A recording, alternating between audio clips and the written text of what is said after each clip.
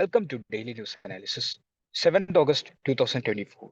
ഇന്നത്തെ പ്രധാന വാർത്തകൾ എന്തൊക്കെയാണെന്ന് നമുക്ക് നോക്കാം.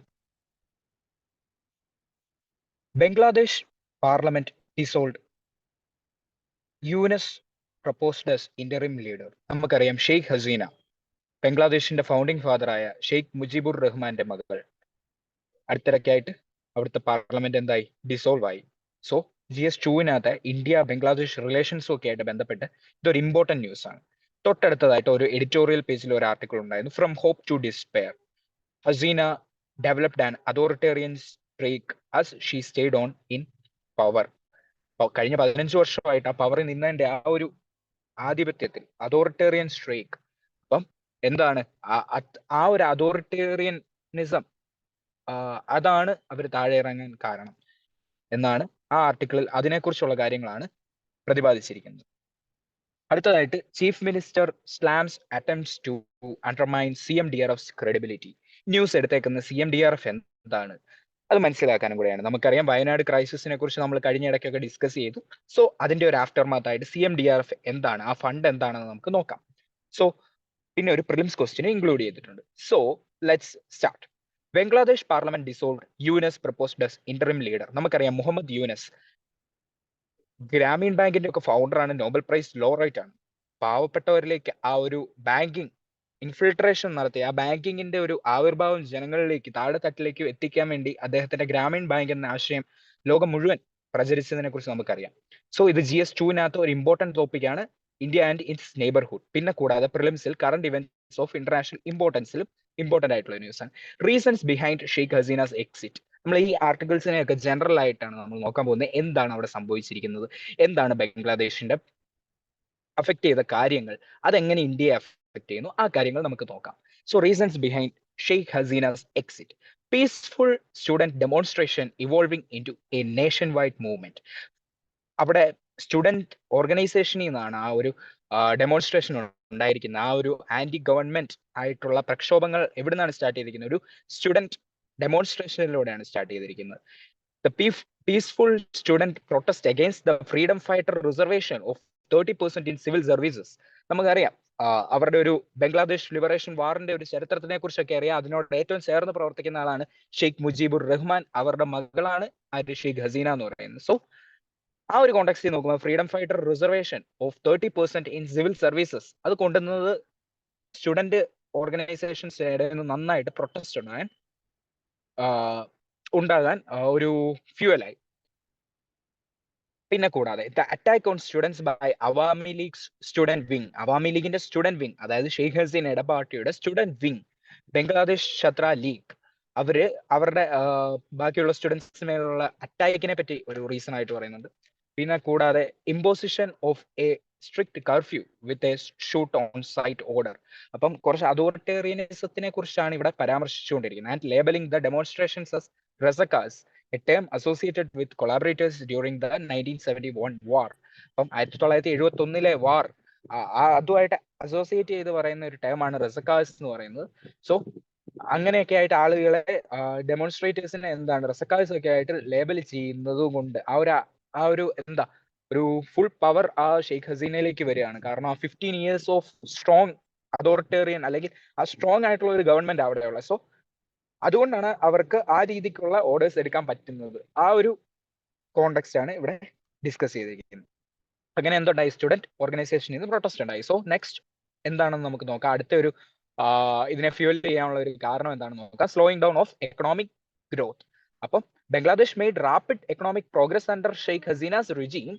The country's per capita income tripled in a decade, with the World Bank estimating that over 25 million people are lifted out of poverty in the last 20 years. അപ്പൊ അവിടെ നന്നായിട്ട് പ്രോഗ്രസ് ഉണ്ടായിട്ടുണ്ട്, എക്കണോമിക് പ്രോഗ്രസ് ഉണ്ടായിട്ടുണ്ട്. However, എന്താണ് സംഭവിച്ചത്? The pandemic in 2020 and A slowing global economy, അതൊരു വിഷയമാണ്. നമ്മുടെ ശ്രീലങ്കയിലൊക്കെ നമ്മൾ കണ്ടതാണ് പാൻഡമിക് എങ്ങനെ അവരുടെ ടൂറിസം സെക്ടറിനെ അഫക്ട് ചെയ്തു. അതുപോലെ തന്നെ ബംഗ്ലാദേശിനെ സംബന്ധിച്ച് അവരുടെ ഗാർമെന്റ്സ് ഇൻഡസ്ട്രി വളരെയധികം ഇമ്പോർട്ടന്റ് ആണ്. സോ ഗാർമെന്റ് ഇൻഡസ്ട്രിയെ അത് നെഗറ്റീവായിട്ട് ഇമ്പാക്ട് ചെയ്തു. അങ്ങനെ അവരുടെ എക്കോണമിയെ അത് നെഗറ്റീവ്ലി ഇമ്പാക്ട് ചെയ്തു. So this increased unemployment, inflation in the economy and discontent of Bangladeshi population. അങ്ങനെ ജനങ്ങളുടെ ഇടയിൽ നിന്ന് ഒരു പ്രൊട്ടസ്റ്റ് ഉണ്ടാകാൻ അതിന് കാരണമായി. സോ അടുത്ത ഒരെണ്ണം നമുക്ക് എന്താണെന്ന് നോക്കാം. Reason eroding democratic values. നമ്മൾ പറഞ്ഞു ഏകദേശം 15 വർഷമായിട്ട് ഭരിക്കുന്നു. സോ അവർക്കുള്ള ഒരു ഹോൾഡ് ഉണ്ട് അവിടെ. The parliamentary elections in 2014, 18 and 24 were controversial. കൂടാതെ എന്താണ് പാർലമെന്ററി ഇലക്ഷൻസ് കോൺട്രവേഴ്ഷ്യൽ ആയിരുന്നു. പിന്നെ കൂടാതെ നോൺ പാർട്ടിസിപ്പേറ്റീവ് ആയിരുന്നു. As they were marked by low turnout. നമുക്കറിയാം വോട്ടർ ടേൺ ഔട്ട് ഇമ്പോർട്ടന്റ് ആയിട്ടുള്ള ഒരു ആസ്പെക്ട് ആണ് ഒരു ജനാധിപത്യത്തിൽ. അതപ്പം അതിന്റെ ടേൺ ഔട്ട് കുറയുക എന്ന് പറഞ്ഞാൽ എത്രത്തോളം ജനാധിപത്യം ആകുന്നുണ്ട് ആ ഗവൺമെന്റ് എന്നാണ് നമ്മൾ നോക്കിക്കാണേണ്ടത്. പിന്നെ കൂടാതെ ആ ഇലക്ഷൻ ടൈമിൽ നടക്കുന്ന വയലൻസസ്, പിന്നെ കൂടാതെ എന്താണ് ബോയ്കോട്ട്സ് ബൈ ഒപ്പോസിഷൻ പാർട്ടീസ്, ഇതൊക്കെ ഇറോഡിങ് ഡെമോക്രാറ്റിക് വാല്യൂസിന്റെ ഒരു സിമ്പിൾ ആണ്. സോ നമ്മൾ എന്താണ് അതും ഒരു റീസൺ ആയിട്ട് നമ്മൾ കണക്കാക്കുകയാണ്. അടുത്തത് reliance on hard power to maintain control. അപ്പൊ ഹസീനാസ് ഗവൺമെന്റ് എന്താണ് ഉപയോഗിക്കുന്നത്? കൂടുതലും ഹാർഡ് പവർ ആണ് കൺട്രോൾ യൂസ് ചെയ്യാൻ വേണ്ടി. മിലിറ്ററി പവർ കാണും. ഹാർഡ് പവറിൽ എന്തൊക്കെ ഒരു മിലിറ്ററി പവർ, എക്കണോമിക് മൈറ്റ്, ഇതെല്ലാം അവർ ഉപയോഗിക്കും. This created A climate of fear and repression. For example, the digital security act 2018 become a potent weapon for the government and ruling party activists to silence critics. നമ്മൾ ഇന്ത്യയിൽ പലപ്പോഴും opposition parties ഈ കാര്യമൊക്കെ പറയാറുണ്ടല്ലോ. നമ്മൾ freedom of speech and എക്സ്പ്രഷൻസിന്റെ ഭാഗമായിട്ട് നമ്മൾ പലപ്പോഴും ഈ കാര്യമൊക്കെ പറയുന്നതാണ്. അതുപോലെ അവിടെ സെൻസർഷിപ്പും കാര്യങ്ങളൊക്കെ വളരെ കൂടുതലാണ്. ഡിജിറ്റൽ സെക്യൂരിറ്റി ആക്ട് 2018 അതൊരു പൊട്ടൻ വെപ്പൺ ആയിട്ട് യൂസ് ചെയ്യാണ് ഗവൺമെന്റ് എന്നാണ് പറയുന്നത്. സോ അത് ഫ്രീഡം ഓഫ് ഓൺലൈൻ എക്സ്പ്രഷനെ ഒക്കെ അത് സൈലൻസ് ചെയ്യുന്നുണ്ട്. ആ കാര്യമാണ് അവിടെ പരാമർശിക്കുന്നത്. ഓക്കെ, നമ്മൾ എപ്പോഴും സിവിൽ സർവൻസ് നമ്മൾ ഒരു ഗവൺമെന്റുമായിട്ട് ചേർന്ന് പ്രവർത്തിക്കേണ്ടവരാണ്. സോ നമ്മൾ കൺസ്ട്രക്റ്റീവ് ആയിട്ടുള്ള ക്രിറ്റിസിസംസ് എപ്പോഴും പറയാൻ പാടുള്ളൂ. ഞാൻ തൊട്ട് മുന്നേ പറഞ്ഞ ഇന്ത്യ പോലെയെന്ന് ഞാൻ ഉദ്ദേശിച്ചത് ഒപ്പോസിഷൻ പാർട്ടീസ് അങ്ങനെ പല ആർഗ്യുമെന്റ്സും വെക്കാറുണ്ട് ഇന്ത്യയിൽ. സോ നമ്മൾ എന്താണ് കൺസ്ട്രക്റ്റീവ് ആയിട്ടുള്ള ക്രിറ്റിസിസം നമ്മൾ പല ആക്ടും ഇവിടെ കൊണ്ടുവരുമ്പോൾ അത് എന്തിനു വേണ്ടിയാണ്? ജനങ്ങളുടെ നന്മയ്ക്ക് വേണ്ടിയാണ് കൊണ്ടുവരുന്നത്. സോ ആ ആസ്പെക്ട് നമ്മൾ കാണാതെ മിയർ ക്രിറ്റിസിസം ആയിട്ടൊന്നും പറയാൻ പാടില്ല. ഓക്കെ, ഞാൻ ഇവിടെ പറഞ്ഞ അത് സിമിലർ ആയിട്ടുള്ള ഒരു കോണ്ടെക്സ്റ്റ് ആണ് അവിടെ എന്നാണ് ഞാൻ ഉദ്ദേശിച്ചത്. ഓക്കെ, എല്ലാവർക്കും മനസ്സിലായെന്ന് വിശ്വസിക്കുന്നു. സോ അടുത്തത് increasing economic inequality. The proliferation of bank scams and an expanding list of defaulters coupled with rampant corruption. Corruption എപ്പോഴും എല്ലാ ഗവൺമെന്റിലും ഒരു പ്രശ്നമായ ഒരു വസ്തുതയാണ് കറപ്ഷൻ എന്ന് പറയുന്നത്. ആ കറപ്ഷൻ വന്നോ ആ ഗവൺമെന്റിന്റെ സ്റ്റെബിലിറ്റി അത് ബാധിക്കും. Fuelling public discontent despite the overall economic progress. എന്ത് പ്രോഗ്രസ് ഉണ്ടായെന്ന് പറഞ്ഞിട്ട് കാര്യമില്ല, കറപ്ഷൻ വന്നു കഴിഞ്ഞാൽ ജനങ്ങൾ അത് അംഗീകരിക്കില്ല. For example, companies like CLC Power, Western Marine Shipyard and Rimex Footwear top the list of defaulters with bad loans. നമുക്കറിയാം ബാഡ് ലോൺസിനെ പറ്റി, അതായത് അടയ്ക്കാതെ പോകുന്ന പണങ്ങൾ, അതാണ് ബാഡ് ലോൺസ് ആയിട്ട് മാറുന്നത്. From 965 crore to 1649 crore Bangladeshi ടക്ക. ബംഗ്ലാദേശിന്റെ കറൻസിയാണത്. അപ്പൊ അത് വെച്ചിട്ട് ഒത്തിരി ഈ പറയുന്ന മേജർ കമ്പനീസ് എല്ലാം എന്താണ് അവിടെ ഡീഫോൾട്ട് വരുത്തിക്കൊണ്ടിരിക്കുകയാണ്. അതൊക്കെ എന്താണ് ഒരു എക്കണോമിക് ഇൻഇക്വാലിറ്റിയുടെ ഒരു സൂചനയാണ് അവിടെ സൂചിപ്പിക്കുന്നത്. അതൊക്കെ ഗവൺമെന്റിനെതിരെ പ്രൊട്ടസ്റ്റ് വരാൻ കാരണമായിട്ടുണ്ട്. How did India Bangladesh relations prosper under Sheikh Hasina's regime? നമുക്ക് അത് നോക്കാം. എങ്ങനെയാണ് ഇന്ത്യ ബംഗ്ലാദേശ് ആ ഒരു റിലേഷൻ എങ്ങനെ പ്രോസ്പർ ആയി, എങ്ങനെ നല്ല പോസിറ്റീവായിട്ട് പോയിരുന്നു ഷെയ്ഖ് ഹസീനയുടെ കാലത്ത്. നമുക്കറിയാം ഇതൊരു ഹെൽത്തി റിലേഷൻഷിപ്പ് ആയിരുന്നു ന്യൂഡൽഹിയും ധാക്കയും തമ്മിൽ. അപ്പൊ അതിനകത്ത് ഒന്നാമത്തെ പോയിന്റ് ആയിട്ട് പറയുന്നത് eradication of anti India terror groups. നമുക്കറിയാം ആന്റി ടെററിസം നമ്മുടെ ഒരു ഇമ്പോർട്ടന്റ് ആയിട്ടുള്ള ഒരു ആസ്പെക്ട് ആണ് രാജ്യത്തിനെ സംബന്ധിച്ച് ആന്റി ടെററിസ്റ്റ് സ്റ്റാൻഡ് എടുക്കുക എന്നുള്ളത്. The anti India terror groups and their benefactor the Jamaat e Islami Bangladesh which operated of safe havens in Bangladesh during the BNP Jamaat rule in 2001-6 were eradicated after Sheikh Hasina's return to power. അപ്പൊ ഇങ്ങനെയുള്ള terror ഗ്രൂപ്പ്സിനെ ഒക്കെ എന്തായി, അതൊക്കെ പണ്ട് എന്തായിരുന്നു ഇവരുടെ safe havens ആയിരുന്നു. ഈ ടെറർ ഗ്രൂപ്പ്സിന്റെ ഒക്കെ സേഫ് ഹാവൻസ് ആയിരുന്നു. അതായത് അവർക്ക് സേഫ് ആയിട്ട് ഇരിക്കാൻ പറ്റുന്ന സ്ഥലങ്ങളായിരുന്നു ബംഗ്ലാദേശ് എന്ന് പറയുന്നത്. പക്ഷേ ഷെയ്ഖ് ഹസീന റിട്ടേൺ ചെയ്ത് പവറിലേക്ക് വന്നപ്പോൾ എന്താണ്, അത് ഇങ്ങനെയുള്ള ആന്റി ടെറർ ഗ്രൂപ്പ്സിനെ എല്ലാം എന്തെടുത്തു, ഇറാഡിക്കേറ്റ് ചെയ്തു. പിന്നെ കൂടാതെ increase in bilateral trade. India bilateral trade in financial year 2023-24 amounts to $13 billion. $13 billion ആണ് ഇന്ത്യയുടെയും ബംഗ്ലാദേശിന്റെയും ബൈലാറ്ററൽ ട്രേഡ് എന്ന് പറയുന്നത്. So it's a huge amount. Okay, with Bangladesh being India's biggest trade partner in the സബ്കോണ്ടിനെന്റിലെ തന്നെ biggest ആയിട്ടുള്ള trading partner ആണ് ബംഗ്ലാദേശ് എന്ന് പറയുന്നത്. And India being Bangladesh second biggest partner in Asia after China. China കഴിഞ്ഞാൽ ഏറ്റവും സെക്കൻഡ് ബിഗസ്റ്റ് പാർട്ട്ണർ ആണ് ഏഷ്യയിലെ ആര്? ബംഗ്ലാദേശിന്റെ ഇന്ത്യ എന്ന് പറയുന്നത്. ഓക്കെ,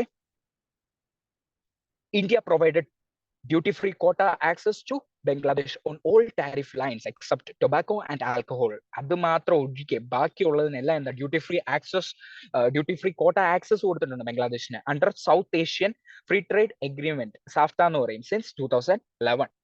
ഇനി അടുത്തത് ഇൻക്രീസ്ഡ് കണക്ടിവിറ്റി പ്രോജക്ട്സ്. കുറെ അധികം കണക്ടിവിറ്റി പ്രോജക്ട്സ്, ഇൻഫ്രാസ്ട്രക്ചർ പ്രോജക്ട്സ് ഈ ഷെയ്ഖ് ഹസീനയുടെ റിജീമിൽ നമ്മൾ കൊളാബറേറ്റ് ചെയ്ത് കൊണ്ടുവന്നിട്ടുണ്ട്. Inauguration of the Akhaura Agartala, ത്രിപുരയിലൊക്കെ ഏരിയയാണ് അഗർത്തല, അറിയാലോ. Akhaura Agartala cross border rail link and Khulna Mongla port rail line in November 2023. ഇതൊക്കെ ഇനോഗ്രേറ്റ് ചെയ്തു, ഈ ക്രോസ് ബോർഡർ റെയിൽ ലിങ്ക് ഒക്കെ.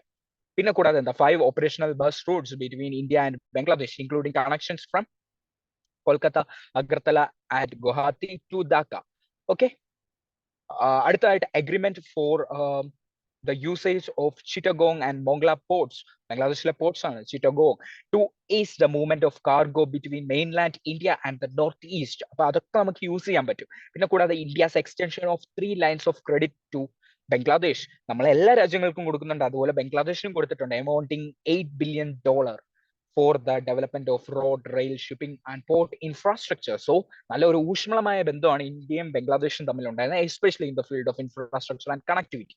Discussions on FTA, free trade എഗ്രിമെന്റിന്റെ നെഗോസിയേഷൻസ് നടന്നുകൊണ്ടിരിക്കുകയായിരുന്നു. പിന്നെ which would be beneficial for both the countries under Sheikh Hasina's regime, and FTA would reduce or eliminate customs duties. FTA വന്നാൽ എന്താണ്? Free trade agreement. അതുപോലെ എന്താ അതിനിടയിൽ എന്ത് സംഭവിക്കും? നമുക്ക് കസ്റ്റംസ് ഡ്യൂട്ടീസ് ഒക്കെ ഈ രാജ്യങ്ങൾ തമ്മിലുള്ള ട്രേഡ് നടക്കുമ്പോൾ നമുക്ക് ഒഴിവാക്കാൻ പറ്റും. And ease norms to help promote for the trade and investment. കൂടുതൽ ട്രേഡും ഇൻവെസ്റ്റ്മെന്റും അങ്ങോട്ടേക്ക് എത്താൻ തുടങ്ങും. Land boundary agreement 2015, India and Bangladesh swapped the disputed islands and allowed the inhabitants to choose their country of residence. അപ്പൊ ഇതിനിടയിലെ ഡിസ്പ്യൂട്ട്സ് ഒക്കെ എന്താണ് ഒഴിവാക്കാൻ സാധിച്ചിട്ടുണ്ട് സ്വാപ്പിംഗ് വഴി. പല ഐലൻഡ്സ് അങ്ങോട്ടും ഇങ്ങോട്ടും കൊടുത്തിട്ട് സ്വാപ്പിംഗ് വഴി എന്താണ് നമുക്ക് ആ ഒരു പ്രശ്നങ്ങൾ, ഈ ഡിസ്പ്യൂട്ട് ഒക്കെ നമുക്ക് ഒഴിവാക്കാൻ പറ്റിയിട്ടുണ്ട്. അതുപോലെ തന്നെ ഇൻഹിബിറ്റൻസിന് അവരുടെ ഫ്രീഡം, ഏത് രാജ്യത്തിന്റെ റെസിഡൻസ് എടുക്കണം, ഒരു ഫ്രീഡം ഒക്കെ കൊടുത്തിട്ടുണ്ട്. This sold A major long standing dispute between India and Bangladesh.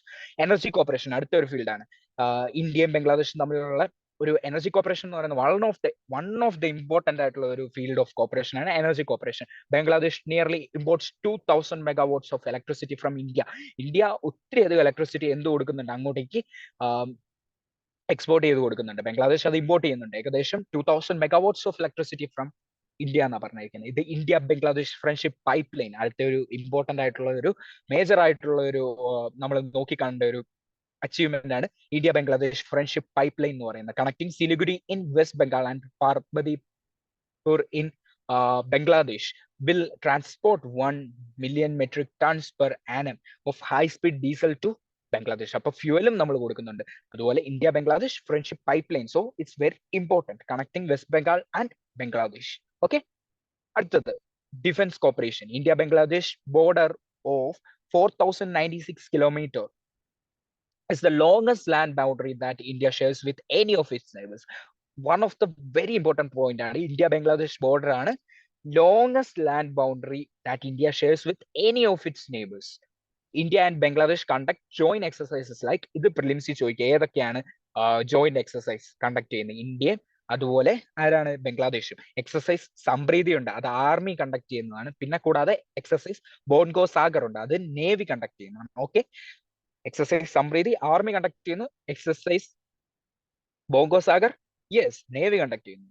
ഇനി അടുത്ത ടൂറിസം സെക്ടർ നോക്കാം. Bangladeshis make up a large portion of tourist in India.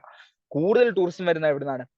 ബംഗ്ലാദേശിൽ നിന്നാണ്. In 2017 the number of tourists from Bangladesh outnumbered all the tourists arriving from western Europe. Western യൂറോപ്പിൽ നിന്ന് വരുന്നവരെക്കാൾ കൂടുതൽ ആര് വന്നു 2017 ബംഗ്ലാദേശിൽ നിന്നുള്ള ടൂറിസ്റ്റുകൾ വന്നു എന്നാണ് റിപ്പോർട്ട്സ് പ്രകാരം നമുക്ക് അറിയാൻ സാധിക്കും. മെഡിക്കൽ കോപ്പറേഷൻ അടുത്ത ഒരു ഇമ്പോർട്ടന്റ് ഫാക്ടറാണ്. Bangladesh accounts for more than 35% of India's international medical patients. കൂടുതൽ പേരും എവിടെ നിന്നാണ് വരുന്നത്? മെഡിക്കൽ പേഷ്യൻസ് ബംഗ്ലാദേശിൽ നിന്നാണ് വരുന്നത്. And contributes to more than 50% of India's revenue from medical tourism. What is the significance of Bangladesh for India? നമുക്ക് നോക്കാം. ഒന്നാമതായിട്ട് ജിയോ സ്ട്രാറ്റജിക് ആണ്. Bangladesh holds significant geostrategic importance for India as India's eastern neighbor. Bangladesh provides India with access to Bay of Bengal and an important route for trade and connectivity with Southeast Asia. അപ്പം ആ ഒരു proximity, ബംഗ്ലാദേശിനും south east Asia ആയിട്ടുള്ള ഒരു proximity, നമ്മൾ പല trade Roots ഒക്കെ കൊണ്ടുവരുന്നുണ്ട്. നമുക്കറിയാം BBIN network, Bangladesh, Bhutan, India, Nepal നെറ്റ്വർക്കിനെ ഒക്കെ പറ്റി നമുക്ക് കേട്ടിട്ടുണ്ട്. സോ ഈ ഒരു കൊളാബറേഷൻസിനും കാര്യങ്ങളെല്ലാം നമ്മൾ ആ ഒരു ട്രാൻസ്പോർട്ടേഷനും എല്ലാം, ട്രേഡ് ആൻഡ് കണക്ടിവിറ്റിക്ക് ഒക്കെ സഹായിക്കുന്ന ഒരു ഏരിയയാണ് ബംഗ്ലാദേശ് എന്ന് പറയുന്നത്, ജിയോ സ്ട്രാറ്റജിക്കലി നോക്കുമ്പോൾ. പിന്നെ കൂടാതെ സൗത്ത് ഈസ്റ്റ് ഏഷ്യ ആയിട്ടുള്ള ഒരു പ്രോക്സിമൽ ആയിട്ടുള്ള ഒരു കണക്ടിവിറ്റിയും കൂടെയാണ് ഈ ബംഗ്ലാദേശ്. ജിയോ പൊളിറ്റിക്കൽ ആയിട്ടുള്ള ഒരു സിഗ്നിഫിക്കൻസ് ഉണ്ട്. എന്താണ്? Stable and friendly Bangladesh is crucial for India's security. Geo political cooperation on issues such as counter-terrorism and border security is vital for maintaining peace in the South Asian region. Support of Bangladesh is crucial in the India's bid for UNSC permanent membership. അടുത്തത്, United നേഷൻസിലെ permanent membership നേടാനും ബംഗ്ലാദേശിന്റെ ഒരു support നമുക്ക് അനിവാര്യമാണെന്നാണ് ഉദ്ദേശിച്ചത്. Okay, ഇനി അടുത്തതായിട്ട് economic ടേംസിൽ നമ്മുടെ India Bangladesh എങ്ങനെയാണ് significant നമുക്കൊന്ന് നോക്കാം. Bangladesh is a critical economy for India's exports and bilateral trade. Deepening of India-Bangladesh economic relationship is crucial for India achieving its goal under the new foreign trade policy and becoming a $5 trillion economy. അപ്പൊ അതിനൊക്കെ ഇന്ത്യയുടെ എക്സ്പോർട്ടും bilateral trade ഒക്കെ crucial ആണ്. Okay, അടുത്തത് cultural and civilisational importance എന്താണെന്ന് നോക്കാം. Bangladesh has large number of Hindu Bengali population and has large number of religious cultural sites associated with India, such as Rainer Banglaw Temple, Boj Vihara. ഇതൊക്കെ one of the cultural and civilizational sites ആണ് ബംഗ്ലാദേശിലുള്ളത്. ഇതൊക്കെ നമ്മൾ not ചെയ്ത് വെച്ചാൽ prelims point of വ്യൂവിൽ one of the important ആയിട്ടുള്ള terms ഒക്കെ. ഇനി അടുത്തത് ഇന്റർനാഷണൽ കോപ്പറേഷൻ നോക്കാം. Achieve cooperation between India and Bangladesh is crucial to success of regional forums such as BIMSTEC, Bay of Bengal Initiative for Multi-Sectoral Technical and Economic Cooperation. അതിനെക്കുറിച്ച് നമുക്ക് അറിയാവുന്നതാണ് BIMSTEC. പിന്നെ അടുത്തുള്ള SAARC, South Asian Association for Regional കോപ്പറേഷനെ കുറിച്ച് നമുക്കറിയാം. And COPs to UNFCC. അപ്പം ഇതിനെല്ലാം എന്താണ്, ഒരു ഇന്റർനാഷണൽ കോപ്പറേഷൻ ആർക്ക് ആവശ്യമാണ്? ഇന്ത്യ ബംഗ്ലാദേശിന്റെ ആ ഒരു കോപ്പറേഷൻ ക്രൂഷ്യൽ ആണ്. ഇനി അടുത്തതായിട്ട്, what challenges does the exit of Sheikh Hasina create in the India Bangladesh relations? നമുക്ക് നോക്കാം, ഷെയ്ഖ് ഹസീന പുറത്തേക്ക് പോകുമ്പോൾ എങ്ങനെയാണ് അത് അഫക്ട് ചെയ്യാൻ പോകുന്നത് ഇന്ത്യ ബംഗ്ലാദേശ് റിലേഷൻസിന്. Resurfacing of security challenges. There are risk of emergence of security challenges by anti-India groups as encountered during the earlier BMP Jamaat years. അപ്പം നമുക്കറിയാം ആ പഴയ സെക്യൂരിറ്റി ചലഞ്ചസ് ഒക്കെ റീഗെയിൻ ചെയ്ത് വരാൻ ചാൻസസ് ഉണ്ട്, ആന്റി ഇന്ത്യ ഗ്രൂപ്പ്സ് ഒക്കെ വരാൻ ചാൻസസ് ഉണ്ട്. With the continuing tensions on the border with Pakistan, India's army's long standoff with the PLA in eastern Ladakh, this can create a security nightmare for India.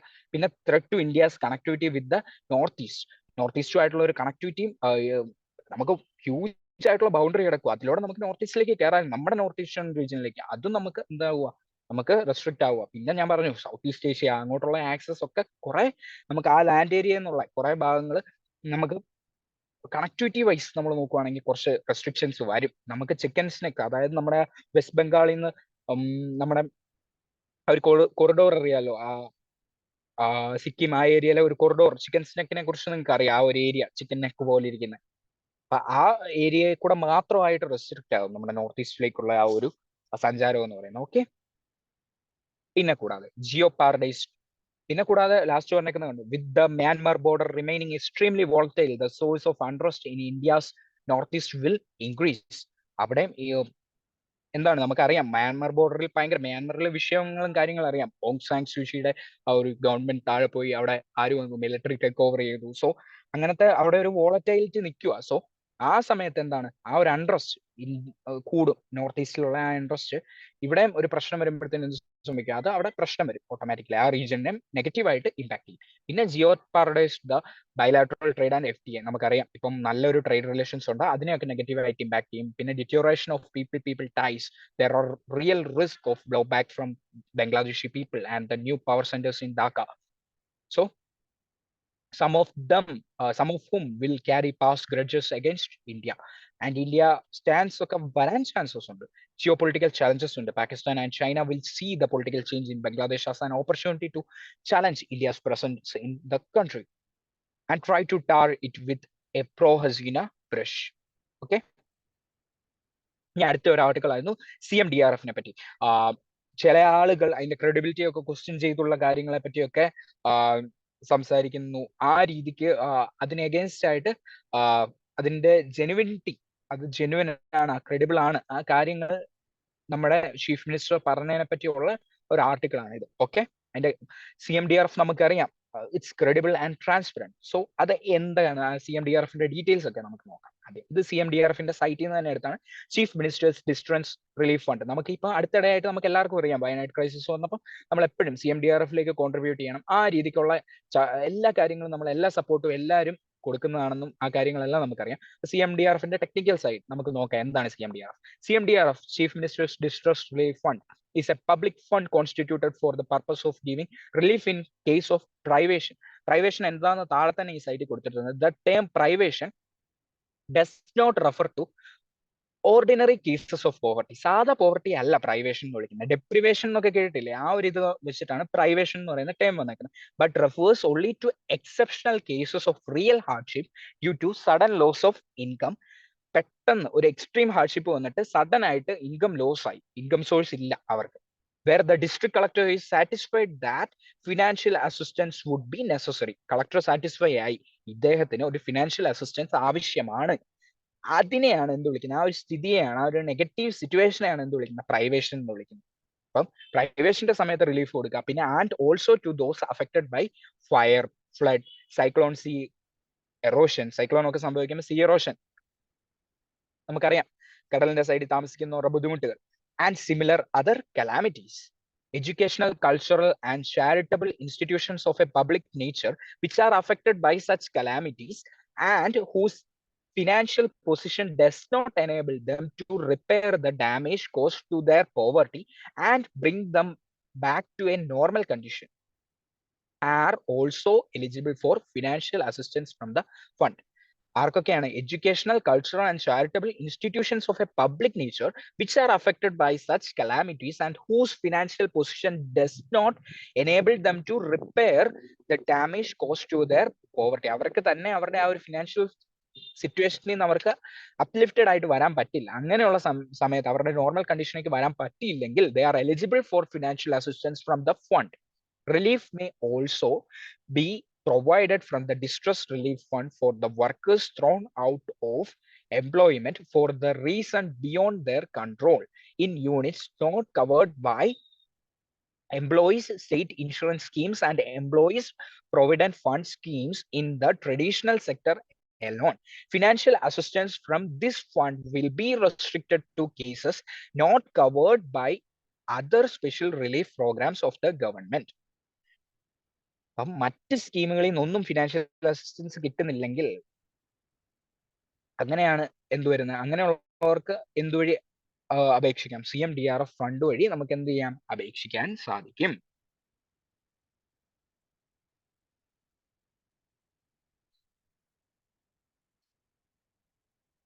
ഇനി നമുക്ക് ഇതിന്റെ ട്രാൻസ്പെറൻസിയെ പറ്റി നോക്കാം. The Chief Minister's Distress Relief Fund CMDRF in Kerala is currently fully administered over an electronic platform. Electronic platformil വഴിയാണ് ഇതിപ്പോൾ administer ചെയ്യുന്നത്. The fund is operated by the Principal Secretary Finance, who is a senior IAS officer. Presently, Sri Rabindra Kumar Agarwal IAS is the Principal Secretary Finance. Contributions to CMDRF is remitted to bank accounts maintained in State Bank of India City Main Branch, Trivandrum, as well as pool accounts of various nationalized and scheduled banks, and the funds are released only through bank transfer. ഈ ഒരു account വഴി മാത്രമേ എന്താണ് ആ fund സ്വീകരിക്കുകയുള്ളൂ. Okay, the pool accounts have been created recent for the functioning of the online portal. The funds can be withdrawn only under the hand and seal of the finance secretary. ഇപ്പൊ നമ്മൾ പറഞ്ഞു withdraw ചെയ്യാൻ പറ്റുന്നത് എങ്ങനെയാണ്? Under the hand and seal of the finance secretary. Though the fund is operated by Finance Secretary, the CMDRF is administered by the Revenue DRF District Relief Fund Department എന്നാണ് DRF Department in Government. അപ്പൊ ആർക്ക്? Finance സെക്രട്ടറിക്ക് തന്നെ പറ്റില്ല. It is administered by revenue DRF Department in Government. Multiple scrutinies ഉണ്ട്. Okay, so it's very transparent. This would mean that the finance secretary who is authorized to operate the bank account of CMDRF cannot withdraw or transfer the money at his or his department's whims and fancies. അങ്ങനെ അവരുടേതായ ഇഷ്ടത്തിന് അത് withdraw ചെയ്യാനോ ഒന്നും പറ്റില്ല. This is possible only as per a government orders issued by revenue secretary. Revenue secretary government orders issue ചെയ്താൽ മാത്രമേ നമുക്ക് എന്ത് ചെയ്യാൻ പറ്റുള്ളൂ, ആ ഫണ്ടിൽ നിന്ന് നമുക്ക് വിഡ്രോ ചെയ്യാൻ സാധിക്കുള്ളൂ. ഓക്കെ, എല്ലാവർക്കും മനസ്സിലായെന്ന് വിശ്വസിക്കുന്നു. സോ അടുത്ത എന്താണെന്ന് നോക്കാം. മൂന്നാമത്തെ ഒരു ഫീച്ചർ ആയിട്ട് പറയുന്നത് the financial delegation available to each tier or officer involve in CMDRF administration is also fixed by government orders. Government orders regulate the amount that can be sanctioned by the district collector, revenue special secretary, revenue minister, and the chief minister. Over and above, it rests with the council of ministers. Multiple scrutinies on. Now CMDRF is fully web managed and it has become extremely transparent. Transfers to the end beneficiary is done through the direct benefit transfer system. DBT system, direct benefit transfer, directly അവർക്ക് കൊടുക്കുകയുള്ളൂ. ഒരു middle മാനോ കാര്യങ്ങളോ ഒന്നുമില്ല. So it's fully transparent. അടുത്തത്, right to information act is applicable to CMDRF. RT act വെച്ച് നമുക്ക് CMDRFന്റെ ഫണ്ടിനെ കുറിച്ചും കാര്യങ്ങളെ കുറിച്ചുള്ള എല്ലാ ഡീറ്റെയിൽസും നമുക്ക് എടുക്കാൻ പറ്റും. And the people are entitled to get all information on it. CMDRF funds are open to audit by controller and audit accountant general. CAGയുടെ ഓഡിറ്റും അവിടെ വരുന്നുണ്ട്, അതും സ്പെഷ്യാലിറ്റിയാണ്. And the budgeting and expenditure is subject to scrutiny by state legislature. ഇതൊന്നും കൂടാതെ ആരും കൂടെ സ്ക്രൂട്ടനൈസ് ചെയ്യുന്നുണ്ട്, സ്റ്റേറ്റ് ലെജിസ്ലേച്ചറും കൂടെ സ്ക്രൂട്ടനൈസ് ചെയ്യുന്നുണ്ട്. സോ ആരൊക്കെ നിങ്ങൾ ഡൊണേറ്റ് ചെയ്തു, ആരൊക്കെ നിങ്ങൾ അതിലേക്ക് ആ ഒരു കോഴ്സിലേക്ക് കോൺട്രിബ്യൂട്ട് ചെയ്തു എന്നൊന്ന് കമന്റ് സെക്ഷനിൽ അറിയിക്കുക. എല്ലാവർക്കും ഒരു പ്രചോദനമാകട്ടെ ഇനിയും CMDRFലേക്ക് ഫണ്ട്സും കാര്യങ്ങളൊക്കെ ട്രാൻസ്ഫർ ചെയ്യാൻ. സോ നമുക്കൊരു പ്രിലിംസ് ക്വസ്റ്റ്യനും കൂടെ ഇതിനെക്കുറിച്ച് ഒന്ന് നോക്കിയിട്ട് പോവാം. Which of the following options about CMDRF are correct? Statement 1. The CMDRF is a public fund constituted for the purpose of giving relief in cases of privation and also to those affected by fire, flood, cyclone, sea erosion and similar other calamities. രണ്ടാമത്തെ statement, right to information act is applicable to CMDRF. നമ്മൾ ഈ videos കണ്ടവർക്ക് എല്ലാവർക്കും നിങ്ങൾക്ക് contact clear ആയിട്ട് നിങ്ങൾക്ക് answer ചെയ്യാൻ പറ്റും. സോ എല്ലാവരും ഒന്ന് കമന്റ് സെക്ഷനിൽ ടൈപ്പ് ചെയ്തതിന്റെ answer. Option A statement 1 is correct, ഒന്ന് മാത്രമാണ് കറക്റ്റ്. രണ്ടാമത്തെ ഓപ്ഷൻ എന്താണ്, ബി എന്താണ്, statement 2 is correct. C both statements are correct. D neither statements are correct. So happy learning for all of you. Thank you.